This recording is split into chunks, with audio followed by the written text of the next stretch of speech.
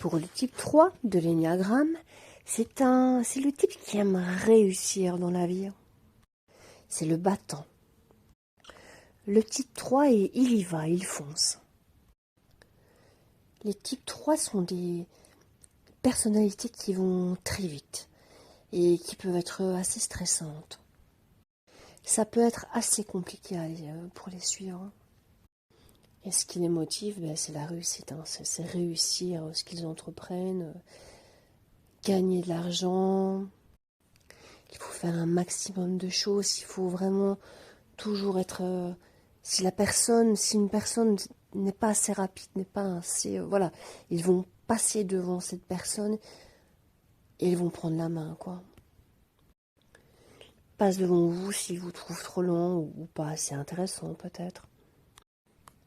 Parce que le type 3, c'est le performant, celui qui réalise, qui est vraiment centré sur la réussite, l'efficacité et l'image.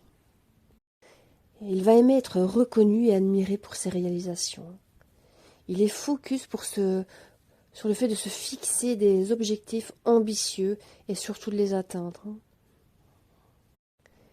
Le type 3 aime briller et impressionner. Et souvent en incarnant le rôle idéal, attendu dans une situation bien précise donnée. Comme je disais, ils vont être motivés, très disciplinés et déterminés vraiment à réussir tout ce qu'ils entreprennent. Ils ont un charisme, leur confiance et leur dynamisme va attirer naturellement l'attention et l'admiration. Et ils savent s'ajuster rapidement aux attentes des autres, aux situations. Ils sont efficaces.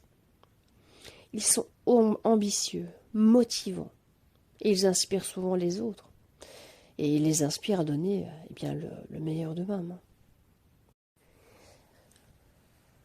En négatif, en stress, ils peuvent accorder trop d'importance à leur apparence. Ils peuvent accorder beaucoup trop d'importance à ça et à ce que les autres pensent d'eux. Et ils sont tellement en train de courir après cette réussite que ça peut les éloigner de leurs besoins émotionnels profonds. Et bien qu'à force de s'adapter pour plaire, ils risquent de perdre de vue leur véritable identité.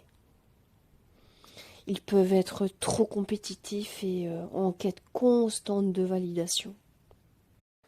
Donc en stress, ils deviennent anxieux, durs envers eux-mêmes, voire même obsédés par leur incapacité à réussir.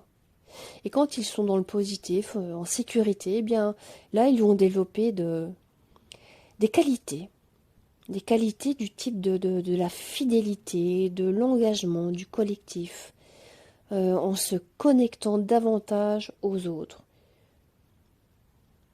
Moi, je dirais qu'il peut développer les qualités du type 6. Mais ça, on en viendra. On y viendra après.